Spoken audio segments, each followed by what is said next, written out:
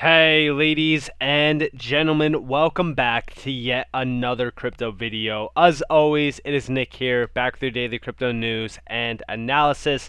And today we're going to be talking about Ripple XRP. We're going to be talking about a lot of stuff in regards to XRP, mainly, the idea that everybody's been hearing forever, right? Anybody who's been in crypto long enough knows that the XRP community could be a little bit, weird. It could be, a little bit pure of hopium. It could be this, could be that. There's riddlers here. There's astrology majors here and stuff like that. It's absolutely crazy. But today we're actually going to be addressing the idea of some major high targets for XRP being targeted. We're going to be talking about some major things that are happening right now within the entire world, and we're going to be talking about some development updates as well. So with that being said, if you guys are an XRP holder, definitely hit that like button. Also, if you guys haven't already, definitely subscribe and turn notifications on. Also, drop your predictions down in the comments below for your end game target points for XRP. So let's get into it. So let's first off refresh the entire market. Let's check out what's happening. So again, we're still kind of ranging here around 3%, still at $2.3 trillion market cap, and we do see our lovely friend XRP here sitting around $1.08. Nothing too crazy within that. Still sitting at about a $50.5 billion market cap. Nothing too crazy to really kind of report on that. Now, when we're talking about the future of finance, when we're talking about, digitization, tokenization taken over, and we're talking about, pretty much how you will be able to transact at 3 to 5 second settlement times with, full finality, no pre-approved payments, none of that garbage that we're used to right now. That is going to be the end game for a lot of banks, a lot of central banks, a lot of pretty much financial giants and institutionals around the world, right? So how do we get there? Well, first off, we've seen this happen today. Now, this comes after the Fed pretty much announced their ISO 222 adoption. This is the U.S. Justice Department announces launch of National Crypto Enforcement Team. We need to make sure that folks have or can have confidence when they're using these systems, and we need to make sure we're poised to root out abuse that can take hold on them. Now, this is actually fairly interesting to see. We do see our cryptocurrency exchanges want to be the banks of the future. We need to make sure that folks can have confidence when they're using these systems, and we need to make sure we're poised to root out abuse that can take hold on them. I think that this is pretty interesting to see after, seeing some major updates from the Fed. We're talking about, the future of finance. This could get very, very interesting very fast. Now, within this, we also see a lot of other things happening, including, crypto, bills getting released. We're seeing, taxation on crypto being a big problem. We're seeing DeFi, or a tax on DeFi, I should say. So overall, crypto's getting a little bit crazy right now. So overall, let's talk more about the XRP ledger. So we do see here XRP ledger transactions can now be initiated offline. What is XPOP? Now this is actually pretty interesting to see. We see Richard Holland of XRP Ledger Labs demonstrates offline XRP transactions told based on QR codes. Now this is more so targeting retail demand. This isn't more so for CBDCs or anything like that. I just thought this was very, very interesting to see because this is actually a pretty big innovative idea coming to the XRP ledger. Now we do see here developers of XRP Ledger Labs, a software studio that addresses XRP-based digital payments solutions, demonstrated the concept of their offline instrument for XRP transactions based on QR codes. If you guys don't know about QR codes, they've been pretty big lately. I could go to a store and pay with Google Pay or Apple Pay through a QR code. So QR codes are pretty much a big idea in digitization as well. But we do see here that as XRP Labs aims to solve the chicken egg problem, we started with 100% focus at the end users and the ecosystem. We feel that it's time to start focusing on retail as well. XPOP is one of the useful developments for future retail adoption, and so the entire ecosystem. So as you guys know, okay, I've been talking a lot about XRP. I've been talking about the B2B sector. I've been talking about banks, CBDCs, financial institutions. But we always talk about retail in regards to XLM, because XLM is more so the focus of retail demand. But this could actually be pretty big as XRP kind of steps within the space of retail adoption and retail demand through something like this. And I think that this could be pretty big long term. Let me know what you guys think about that down in the comments below. Now, I do want to talk to you guys about all of the money. Okay, so this is where things get very, very interesting. So I've been talking to you guys about this little image for a very long time. As you guys know, you probably know that this is a big image going around. It's been going around forever, talking about the interledger protocol between, banks XRP, or the XRP ledger, I should say, and pretty much all these other platforms on the right-hand side. If you guys do see blockchains, DLTs, capital markets, trade finance, Internet of Things, all that kind of juicy stuff that accounts for trillions of transactions a year. So when we're talking about this, this is the end game of the money aspect through the Interledger protocol. Interledger protocol is huge. We know that it's connected to pretty much almost all of these DLT technologies, a lot of these major assets in the fintech points. But this is talking about ACH payments. This is talking about, chips, and whatever. This is going all the way back to Swift as well. And this is going to connect it all to these major markets. We're talking about the Interledger fabric. We're talking about R3 Corda. I'm sure there's, Overledger up there somewhere. We do see Oracle up there, IBM, Intel, Apple, Google Pay, Android Pay, all that stuff, PayPal. So a lot of names are on there. And this is pretty much the end game of all of the money. And how do we get there? Well, it's very simple. It's through plug and play demand. Of course, we could talk about Q&T and all that kind of stuff. But this, and I do apologize if I talk very fast. It's just that there's so much information to go through on such a short time basis. At some point in time, I do want to do a podcast style with somebody where I talk about this stuff, because I think that it could get very interesting. But when we talk about things like this, we talk about plug and play through a lot of these major blockchain technologies and DLTs, and I think a lot of these DLTs will be connected to one another to be, working interoperable with each other. And I think that that's, again, the end game of all of these things when we talk about all of the money. But again, we also talk about the markets that XRP and Ripple will most likely disrupt. First off, we talk about the elephant in the room, Nostro Vostro accounts, which is essentially Swift as well. Now, we talk about 5 trillion transactions per day at Swift, okay? And then we talk about 27 trillion, okay, sitting idle in foreign bank accounts, Nostro Vostro accounts. I've been talking to you guys about this for a very long time. Nostro Vostro accounts are a huge problem. It's locked liquidity. It's liquidity that is only utilized when it needs to be. It could be transformed entirely through ODL, or on-demand liquidity. On-demand liquidity is such a massive use case at Ripple and XRP, and it's powered by XRP as well, so you guys know. But this could be huge in a global transfer of wealth system. Okay, so Nostro Vostro accounts are big. That's $27 trillion just sitting there. Then we see Swift, right? Disrupting Swift, that's David Schwartz's end goal. He wants to replace Swift essentially at some point in time. That's 5 trillion transactions per day, or 166 times a $30 billion market cap as of, February 2018. That was XRP's market cap currently at that point. So that is 166 times that market cap, okay? Now, we also talk about Western Union, right? Moved between customers, 80 billion per annum. Then we also see global non-cash transactions, debit and credit cards. That's 577 billion per annum, right? So a lot of money right now. This is a $10 billion scale size overall, if we're talking, about just overall XRP's market cap and all this kind of stuff. So huge overall in terms of scale, but we're not talking about $5 trillion. We're not talking about $27 trillion. We're talking about the end goal, global transfer of wealth. This is talking about Swift, Fedwire, chips, Western Union, MoneyGram, TransferWise, payments, all of that juicy content, all that kind of juicy, money all flowing into one.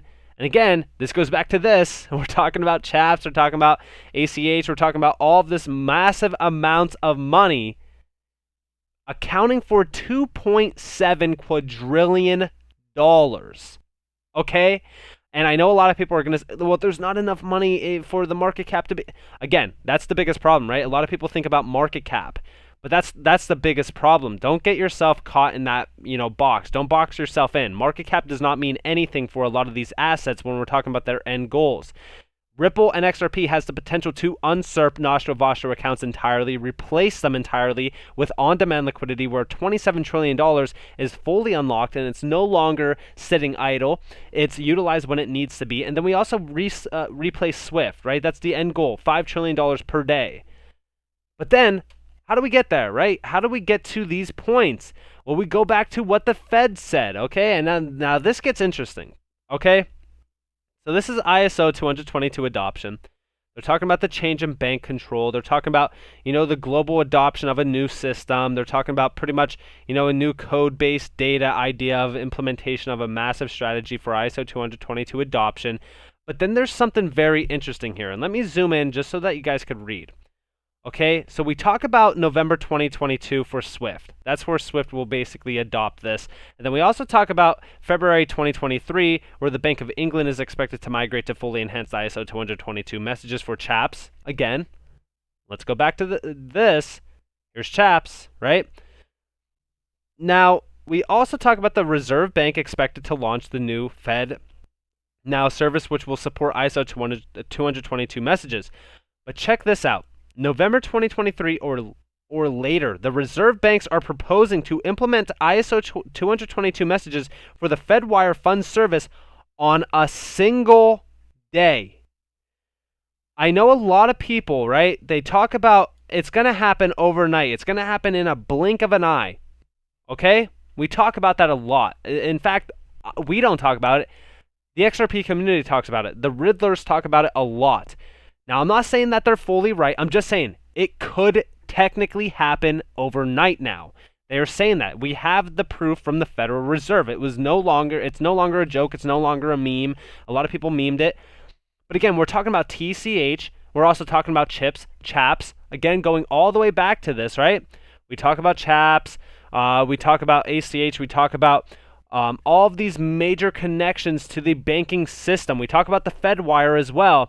And all of this seems to be playing out nearly perfectly. It's almost too perfect if you think about it, for all of this to be connected entirely to ISO 222 tokens. And guess what is an ISO 222 tokens that solves the Nostra Vostra account crisis of liquidity and solves the problem of SWIFT being old technology with that massive delay in settlement periods and that pre-approved garbage payment system that we are still utilizing on a daily basis. Guess what solves that? XRP.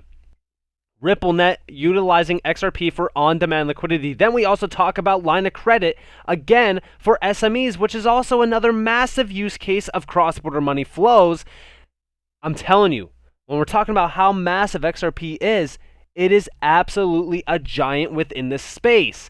Then we talk about the $10,000 plus, all of the money aspect. Now this goes from Vahil Capital. Listen closely to this. The wild card to me is that there is actually a deal to be done among the central banks and governments to basically have XRP work as the world's bridge currency, a neutral asset that could be traded between the central banks to move a specific type of fiat to another type of fiat. If that's what occurs, it's back to what we were discussing earlier. It's got to cover kind of all the money. And I think you're looking at a range that XRP would settle on agreement. So this would happen instantaneously, somewhere between $10,000 and $35,000 a coin. So $10,000 to $35,000 a coin. I know that that's actually going to be insane for a lot of people to fathom. But he's also talking about it's going to happen in a blink of an eye, essentially. Listen closely. So this would happen instantaneous. Instantaneous. In a single day. While most people are already sold out of their XRP holdings because it went to $100, it went to, $200, $300, whatever the case may be.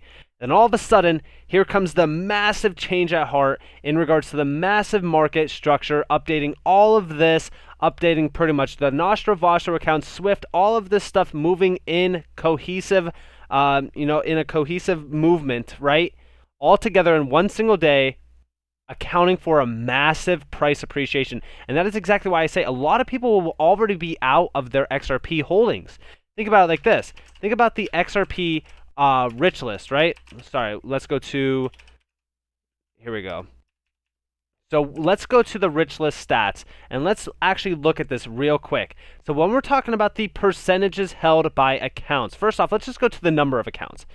All right, so say for so, almost all of these accounts here sold out of their positions. First off, there's only 3.4 million accounts that are holding XRP. Isn't that absolutely crazy to even think about, right? So when we're talking about a lot of these accounts, first off, by percentages, the top 5, 4, 3, 2, 1% are holding less than 100,000 XRP. Okay, and then when we're talking about the, pretty much 100 and 14,000 to, all the way up to 10 million plus, right? This is still only accounting for literally less than almost 10%, 1% actually, technically, right? This is less than 1 or 10%. Sorry, my bad. This is less than 10% of all the accounts. Okay? And then we talk about pretty much all of these major other positions that a lot of these other positions are having, right? 10% are holding 2,186 XRP. And then we also see, 5% is holding, 8,571. Like, these are such minimal holdings, and I'm not undervaluing anything in regards to these holdings, but I'm just saying it does not take a lot to get into these positions. But these are huge positions when we're talking about the end game goal for XRP to take all of the money. So overall, just to wrap this up, just to give you guys a little bit of an insight, this ISO 222 adoption is something huge to think about. It's also huge to talk about the fact that this is the massive global transfer market. This is the massive transfer of wealth that will most likely happen within the 2022 to 2025 time basis when we're talking about ISO 222 adoption and the new exact system that we've been talking about for so long, going back to the Interledger Protocol money networks connecting with all of the platforms around the world, utilizing something like the XRP ledger. So this is absolutely insane to talk about and think about, realistically speaking, but it is also great to think about in a speculative way, but also in a realistic way as well, because XRP does have the power to really kind of change the entire world through the pretty much getting rid of that old SWIFT system of pre-approved payments through the HODL service, and also revolutionizing the entire payments infrastructure. So overall, I hope that you guys enjoyed this video. If you guys did, definitely leave a like, subscribe, turn notifications on. If you guys do more free content, you guys are more than welcome to follow me on Twitter and join the free Discord down in the description below. As always, I hope that you all have a beautiful day or a beautiful night, wherever you guys are. People with us with Nick. Peace out, guys.